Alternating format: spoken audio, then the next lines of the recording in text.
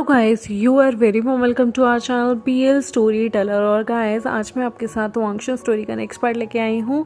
और आज जो स्टोरी होएगी ना गाइस, वो 10,000 साल पहले आखिर क्या हुआ, कैसे वी वुजियान लियांगछा मिले, प्यार हुआ और कैसे ये लोग अलग हो गए कि आज लंचा को सारे लोग यहाँ पर मिलके बुली करते हैं। तो आपको पीछे की स्टोरी से रूबरू कराते हैं।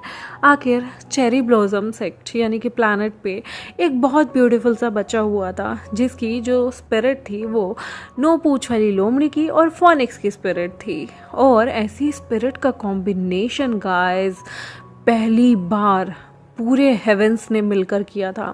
वो चाहते थे कि ये जो लोमड़ी है ना, ये आने वाले जग का कल्याण करे, आने वाले जग में प्यार भरे। और दो सल्तनत थी, ड्रैगन स्टोन जहाँ पर हमारा वांगजी रहता था। और उससे याद आया, मैंने लोगों से पूछा था रेनबो ड्रेस किस चीज़ का सिंबल है, और सबने कहा था कि ये वांगजी का जो पुराना वर्जन था लियांगछा, उसका सिंबल है। तो यस गाइस, जो रेनबो ड्रेस वांगजी की इस वक्त पहनाई गई है 10,000 साल बाद वींग ने, वो बिल्कुल रिजेंबल करती है उस ड्रैगन वर्जन का, जो इसकी स्पिरिट जो है हमारे लियांगछा के पास है। यहाँ पर पूरे हेवेंस ने मिलकर वींग को ऐसी स्पिरिट दी थी, क्योंकि वींग के फादर जो थे वो फोनिक्स थे और वींग की जो मदर थी वो 3 पूंछ वाली लोमड़ी थी। तो वींग जब पैदा हुआ तो वो 9 पूंछ वाली अद्भुत लोमड़ी था, जिसे कोई मार नहीं सकता था। और तो और वो इमॉर्टल था। और दूसरी चीज़, उसे जग के कल्याण के लिए पैदा किया गया था। लेकिन यहाँ पर कुछ लोग जो कि यहाँ पर दोनों सेक्ट से बहुत चिढ़ते थे, वो प्रिडिक्शन झूठी करते हैं और वो लोगों को बताते हैं, वो सारे ताओस, कि जो वींग जो पैदा हुआ है जिस नक्षत्र में, वो लोगों में तबाही लाएगा। यहाँ के लोग तो बहुत ज़्यादा खुश थे और यहाँ पर बाकी सारे लोग बहुत ज़्यादा वींग से प्यार करते थे, लेकिन इन ताउस की बातों को कोई भी इम्पोर्टेंस नहीं देता था। बहुत सारे ताउस ने सही प्रिडिक्शन भी की थी और वो बहुत ज़्यादा खुश थे, लेकिन कुछ ताउस का जो ग्रुप था वो वी चांग से और उसके होने वाले बच्चे वी वुजियान से बहुत ज़्यादा नफरत करते थे, क्योंकि वो जानते थे विंग की कुंडली में राज लिखा है और अगर विंग ने सारी दुनिया पर राज कर लिया तो उसके बाद उन लोगों को, उन ताउस को कौन पूछेगा। और वो ताउस बहुत ज़्यादा इविल होते हैं। यहाँ पर जो हमारे वी चांग से थे, ये बहुत ज़्यादा अच्छे होते हैं। ये अपने बच्चे के पैदा होने के जश्न पे खूब सारा पैसा लुटाते हैं, खूब बढ़िया जश्न को मनाते हैं। और उनके लिए विंग से ऊपर कोई भी चीज़ नहीं थी, कोई भी इंसान उनके लिए नहीं था। वो अपनी बहन से बहुत ज़्यादा प्यार करते थे। और उनकी बहन मिन फेंगशी की भी शादी जो है मिंग डायनेसिटी में हो जाती है और वहाँ पर वो अपने पति के साथ बहुत खुल के रहती हैं। लेकिन किसी हादसे में उनका पति गुजर जाता है और वो माँ नहीं बन सकती थी, तो उन्होंने एक मिंग फुआओ नाम का बेटा अडॉप्ट भी किया था। मिंग बचपन से ही बहुत लाडला था अपने माता पिता का। उसके माता पिता उसे बहुत प्यार करते थे और जब भी वो अपनी शक्ति का प्रदर्शन करता था, स्पेशली सफ़ेद लोमड़ी जिसकी 9 पूंछ हो, जब वो उस फॉर्म में आता था तो वो बहुत ज़्यादा क्यूट लगता था। उसकी मॉम उसे बहुत प्यार करती थी, पैम्पर करती थी। हालांकि वो रानी थी पूरे चेरी ब्लॉसम सेक्ट की, यानी कि वी सेक्ट की। और वहाँ पर वो उस जगह पर बहुत ज़्यादा उन्हें प्रिविलेज थी, लेकिन वो विंग का खुद से ख्याल रखती थी। वो विंग को एक लोमड़ी की तरह रहना और उसके फादर एक फिनिक्स की तरह उसे सारी शक्ति इस्तेमाल करना सिखाते थे। वहाँ पर एक और इंसान था, वहाँ पर मिंग फुआओ भी था, जो कि वो भी हमेशा चाहता था कि उसकी स्पिरिट भी विंग की स्पिरिट की तरह बहुत ही ताकतवर स्पिरिट हो। लेकिन उसके पास जो स्पिरिट आती है ना, वो डार्क रेवन की स्पिरिट आती है। रेवन एक तरह से कौवा जैसा ही होता है गाइस। उसकी स्पिरिट उसे आती है जिसे उसे बिल्कुल अच्छा नहीं लगता था। विंग बहुत ही खूबसूरत स्पिरिट का मालिक था। विंग के पास फोनिक्स जैसी गोल्डन सुनहरी स्पिरिट थी और अपनी माँ की चमकती सिल्वर फॉक्स स्पिरिट थी। और जब भी इसका कॉम्बिनेशन बनता था, विंग बिल्कुल एंजल जैसा लगता था। यहाँ पर जो मिंग फुयाओ था, उसका कज़न, उसके बाल काले थे, क्योंकि मिंग डायनेस्टी के लोगों के बाल काले थे। लेकिन वी सेक्ट के जो लोग थे, उनके जो बाल थे वो सुनहरे रंग के थे। और जब विंग अपनी शक्ति के चरम पे होता था तब विंग एकदम एंजल लगता था, जिसके सफ़ेद बाल, लंबे घने स्लिम बॉडी हवा में तैर रही होती थी और उसके कपड़े बहुत ब्यूटीफुली हवा में तैर रहे होते थे। विंग को बांसुरी बजाना बहुत ज़्यादा पसंद था और वो अक्सर बांसुरी बजाता था, और जब भी वो बांसुरी बजाया करता था उसके सेक्ट के लोग ना, जो भी बहुत ज़्यादा टेंशन में होते थे, उनके चेहरे पे स्माइल आ जाती थी, दिमाग एकदम संतुष्ट हो जाता था और वो बहुत ज़्यादा लीन होकर, खुश होकर, प्यार से उसकी बांसुरी सुनते थे और अपनी हर चिंता को भूल जाया करते थे। विंग अपने सेक्ट का सबसे ज़्यादा लाडला था, अपने पिता का सबसे ज़्यादा लाडला था और अपनी भुआ का सबसे ज़्यादा लाडला था। मिंग फुआओ, जो आगे चल के जिन गुआंगशाओ बनने वाला है, उसकी जो मदर थी, जो कि विंग की भुआ थी, वो विंग से बहुत प्यार करती थी, क्योंकि विंग जो था वो उनके भाई के सेक्ट का होने वाला वारिस था। और विंग जो था वो सबसे ज़्यादा प्यारा था, स्पेशली वो दिल का बहुत साफ था, दिल का बहुत अच्छा था। एक बार क्या होता है कि एलियन सेक्ट के लोगों पे बहुत बड़ा हमला हो जाता है, जिसके बाद एलियन सेक्ट को प्रोटेक्शन वी चांग से देते हैं। तब ये छोटे छोटे एलियन विंग के बहुत ज़्यादा करीब हो गए थे। विंग इनके साथ अक्सर वक्त बिताता था। दुनिया ने इन्हें भगा दिया था, इन्हें इनका प्लेनेट छीनकर इन्हें घर से बेघर कर दिया था, लेकिन उन लोगों के साथ विंग खिला करता था। जहाँ पर भारी दुनिया में इन एलियंस को बुली किया जाता था, वहाँ विंग इनको बहुत ज़्यादा प्रिविलेज देता था और वी सेक्ट वाले लोग इन लोगों को स्पेशली एक टापू पे पूरा घर बनवा के, पूरा का पूरा महल बनवा के देते हैं, जहाँ पर ये लोग अपना आराम से घर बिता रह सकें और तो और अपना गुजारा कर सकें। और वो लोग बहुत ज़्यादा शुक्रगुजार थे वी सेक्ट के, जो कि उन लोगों की बहुत ज़्यादा केयर करते थे, खाने पीने, पहनने, कपड़े, हर चीज़ का ख्याल रखते थे। एलियंस जो थे उनके सेक्ट को बहुत बुरी तरह से तबाह कर दिया गया था, लेकिन यहाँ पर उन्हें बिल्कुल घर जैसा महसूस होता था। विंग, जो कि अक्सर ड्रैगन स्टोन की कहानियाँ सुनता था कि वहाँ अलग अलग तरीके के ड्रैगन्स हैं, जैसे कि गोल्डन ड्रैगन और ब्लू ड्रैगन, वहाँ पर ब्लैक ड्रैगन भी हैं। लंजा जिसके पेरेंट्स हमेशा से एम्परर और एम्प्रेस थे ड्रैगन स्टोन के, लेकिन उनकी मृत्यु हो जाती है मिस्टीरियसली।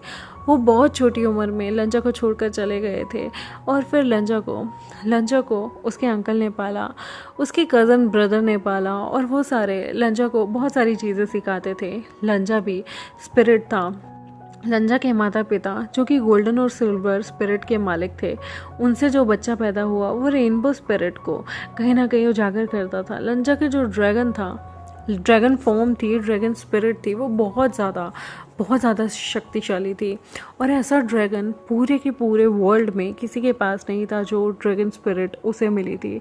और लंजा जब अपनी फॉर्म में आता था, ड्रैगन फॉर्म में, तो वहाँ के लोग भी बहुत ज़्यादा खुश हो जाते थे, स्पेशली जब उनकी आधी चांद की रात आती थी या पूरे चांद की रात आती थी। तब अपने 4 सालों में एक बार लंजा अपने लोगों के लिए परफॉर्म किया करता था।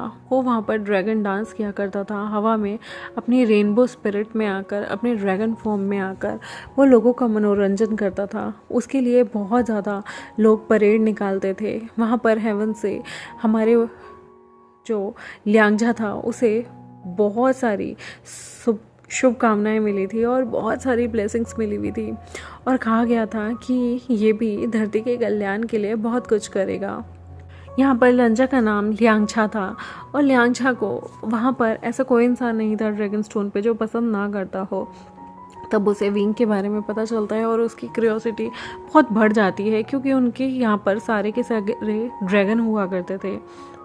सबकी फॉर्म जो थी वो ड्रैगन फॉर्म थी और उसे बहुत ज़्यादा उत्सुकता होती थी किसी लोमड़ी को देखने की, स्पेशली ऐसी लोमड़ी जिसके पास फोनिक्स की भी स्पिरिट है और जिसके पास लोमड़ी की भी स्पिरिट है। और वो अद्भुत लोमड़ी 9 पूँछ वाली लोमड़ी थी और उस लोमड़ी की मदर जो थी वो 3 पूँछ वाली थी। 1 पूँछ वाली लोमड़ी के बारे में सबने सुना था, लेकिन 9 पूँछ, ये सुनने के बाद, और वो भी एक ओमेगा की, और एक ओमेगा इतना पावरफुल है जिसे मौत नहीं आ सकती, ये सुनने के बाद लियांगजा का इंटरेस्ट बहुत ज़्यादा बढ़ जाता है। वो हमेशा खोज करता रहता था कि ये 9 पूँछ वाली जो लोमड़ी है वो कैसी होगी, कैसी दिखती होगी। और एक बार वो अपनी शादी का प्रस्ताव जो है वो सेक्ट में भेज देता है, किसी और सेक्ट में नहीं बल्कि चेरी ब्लॉसम वी सेक्ट में भेजता है। और यहाँ पर वी वुशियान भी, जिसने रेनबो ड्रैगन के बारे में बहुत कुछ सुना था, लेकिन उसने कभी भी उस लियांगझा को नहीं देखा था। उसने ड्रैगन स्टोन के लियांग सेक्ट के बारे में बहुत कुछ सुना था कि राजा कितना पराक्रमी है, राजा एक योद्धा है, राजा कितना बड़ा और कितना अच्छा इंसान है। और तो और उसके शौर्य की जो गाथा थी वो दूर दूर तक फेमस थी। यहाँ पर विभूषण जो है वो कहता है, मैं पहले उस राजा से यानी कि ड्रैगन स्टोन के उस इंसान से मिलना चाहूँगा माता पिता।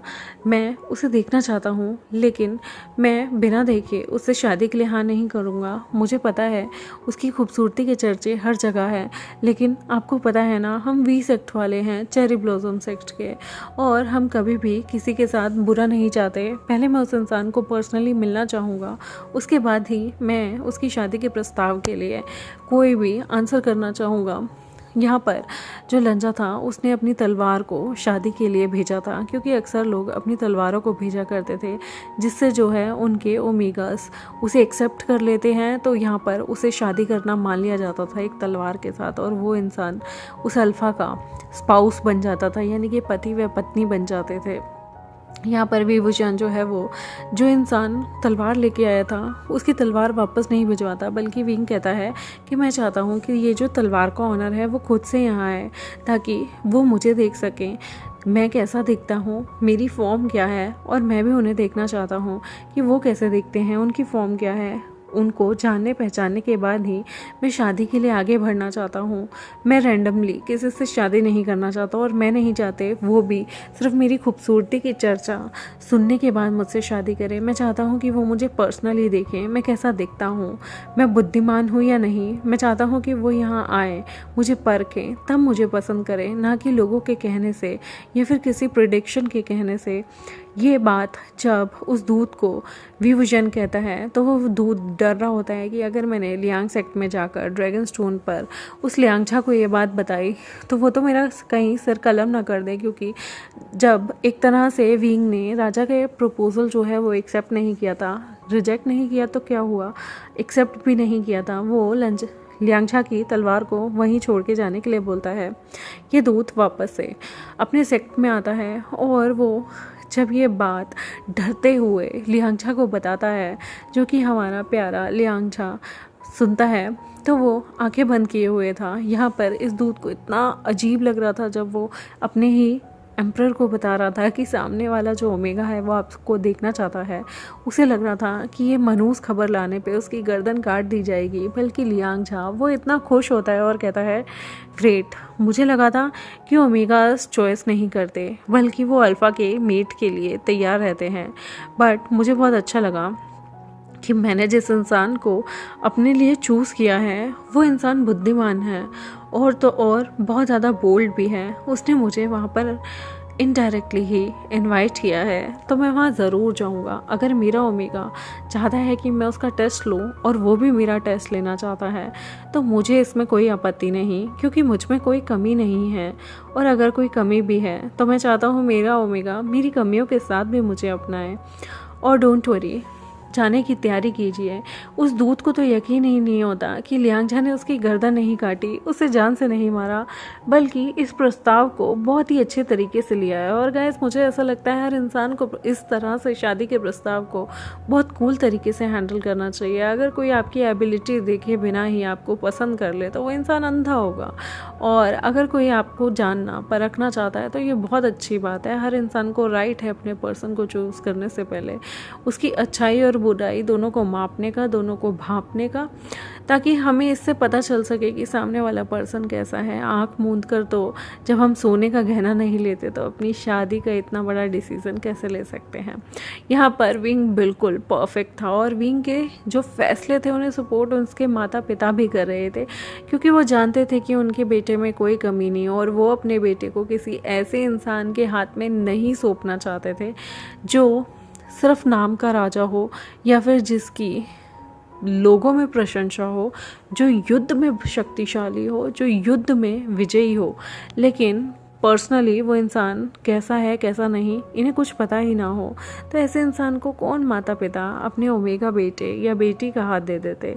इसलिए वो भी बहुत खुश थे कि विंग ने समझदार होकर एक समझदारी वाला डिसीज़न लिया है। यहाँ पर लियांगझा पूरे जोरों शोरों के साथ बहुत सारे गिफ्ट्स लेकर सोने से जड़े हुए कपड़े, यहाँ तक कि मखमल के कपड़े, सिल्क के कपड़े, हर तरीके के कपड़े वो वी विजन के लिए लेके जाता है। फिर उसे याद आता है कि उनका एक ट्रेडिशनल ड्रेस है, वो रेनबो कलर के कपड़े बनवाता है विंग के लिए और ख़ुद भी रेनबो कलर के कपड़े पहन के जाता है, क्योंकि उसकी रियल फॉर्म जो थी वो ड्रैगन फॉर्म थी और वो रेनबो ड्रैगन की फॉर्म थी। वो बहुत प्यार से, बहुत ही मतलब अपनी खुद की चॉइस की चीज़ें विंग के लिए डलवाता है, गहने और ना जाने कितनी सारी चीज़ें।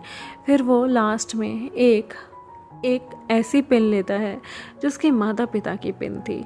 वो पेन मोर पंखिया पेन थी जो कि बहुत ही खूबसूरत थी।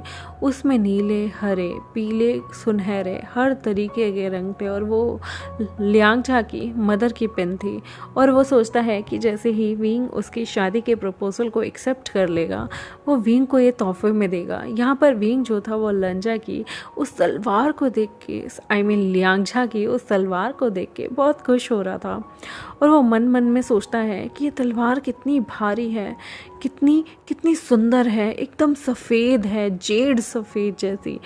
जब ये तलवार इतनी खूबसूरत है तो इसके पकड़ने वाले हाथ कितने मजबूत होंगे, और अगर वो हाथ इतने मजबूत है तो वो आदमी कितना मजबूत होगा जिसने इस तलवार को अपने हाथ में उठाया है। विंग मन ही मन उस तलवार को अपने चैम्बर में ले जाता है और पूरे टाइम उस तलवार को म्यान से निकालकर उसका प्रशिक्षण करता था कि ये तलवार कितनी अद्भुत है, कितनी अच्छी है और इसे उठाने वाला भी योद्धा कोई कम आका नहीं जा सकता। तब उसे पता चलता है कि ड्रैगन स्टोन से रेनबो ड्रैगन एम्परर उससे मिलने आ रहे हैं। विंग के तो जैसे पेट में गुदगुदियाँ ही उड़ने लग गई थी। पहली बार वो लियांग सेक्ट ड्रैगन स्टोन के प्लैनेट के एम्परर से मिलने जा रहा था। वो भी आपका क्राउन प्रिंस था, वो भी सेक्ट से था। तभी वो अपनी आंट और अपने कज़न का वहाँ पर आना सुनता है।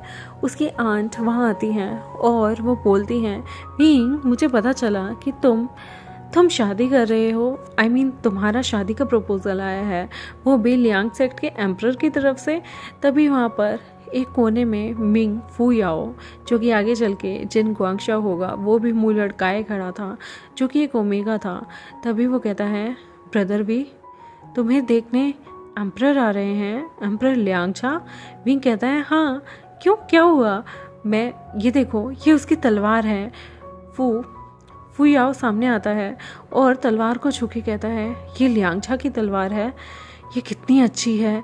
मैंने बहुत सुना है रेनबो सेक्ट के रेनबो ड्रैगन की फॉर्म में वो बहुत सुंदर लगता है और वो हर 4 साल बाद जब मैं एम्परर के नाम की हेवनली परेड निकलती है उसमें पार्टिसिपेट करता है और वो अपनी ड्रैगन फॉर्म में आकर अपनी सारी आवाम को, सारी जनता का बहुत ज़्यादा मनोरंजन करता है और वहाँ पर इस तलवार के साथ वो स्वॉर्ड डांस भी करता है। विंग वाओ, ये तलवार तुम्हारे हाथ में है। वो उस तलवार को जिस तरीके से देख रहा था, वी वुजियान 2 मिनट के लिए फुयाओ की नज़रों में देखता है और कहता है, तुम्हें इतनी सारी बातें कैसे पता है? फुयाओ कहता है, मैंने बहुत सारी अपने मिंग प्लैनेट पे उसके बारे में जानकारी इकट्ठी की है। तुम्हें पता है उसे कितनी सारी चीज़ों का शौक़ है, उसे तलवारबाजी बहुत पसंद है, वो एक महान योद्धा है। उसकी बातें सुन के वी विजन को लगता है जैसे उसका कज़न ब्रदर फुयाओ, जो कि बचपन से उसके साथ पला बड़ा है, वो लियांगझा के बारे में कितना कुछ जानता है। उसे थोड़ी सी जेलस भी फील हो रही थी, कहीं उसके भाई को तो वो लियांगझा नहीं पसंद। उसे मन में लग रहा था अगर ऐसा हुआ तो उसे अपने ब्रदर का दिल तोड़ना पड़ेगा, जिस ब्रदर को हालांकि वी वुजियान और मिंग फुयाओ ब्लड रिलेटेड नहीं थे, उसकी बुआ का अडॉप्टेड सन था जो फुयाओ था। लेकिन यहाँ पर उसे बहुत बुरा लग रहा था कि उसे अपने ही कज़न ब्रदर, जिसे उसने हमेशा से भाई माना है, उसका दिल तोड़ना पड़ेगा। लेकिन लियांगझा ने यहाँ पर रिश्ता खुद आगे से चल के विंग के लिए भेजा था और विंग ने बचपन से उस रेनबो ड्रैगन की कहानियाँ सुनी थी। हर बंदा बताया करता था उसकी बहादुरी के किस्से, किस तरह से माँ बाप के जाने के बाद यहाँ पर लियांगझा ने पूरे प्लैनेट को छोटी सी उम्र में संभालना शुरू किया और आज उसका पराक्रम, उसकी शक्ति और उसके बारे में लोग जितना वर्णन करते हैं वो सब कम पड़ जाता है। और यहाँ पर विंग के मन में बहुत ज़्यादा एक्साइटमेंट थी लियांगछा से मिलने की। लियांगछा भी वहाँ पर पूरी तैयारी के साथ ड्रैगन स्टोन से यहाँ पर चेरी ब्लॉसम वी सेक्ट में आता है।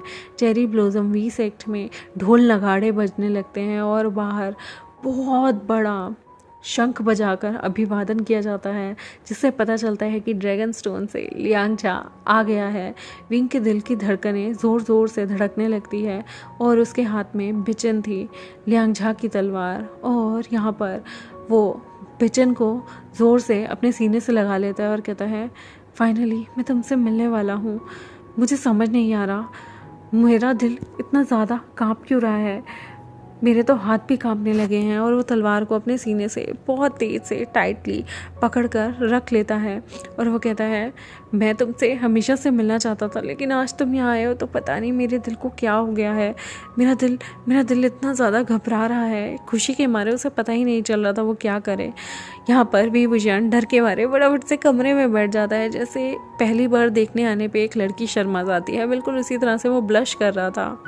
तभी विभूषण को उसकी बुआ कहती है, लगता है ड्रैगन स्टोन के लोग यहाँ आ गए हैं। फुयाओ कहता है, ओह वाओ, और वो फटाफट से भागा बाहर जाता है लियांगछा की पहली झलकी देखने के लिए। और आई होप गाइस आपको ये पार्ट अच्छा लगा हो। आगे आने वाले पार्ट में हमें देखने को मिलेगा विभूषण और लियांगछा की पहली मुलाकात कैसी थी, वो कैसे एक दूसरे से मिले और कैसे उनमें प्यार हुआ, और फिर ऐसा क्या हुआ कि वो अलग हो गए।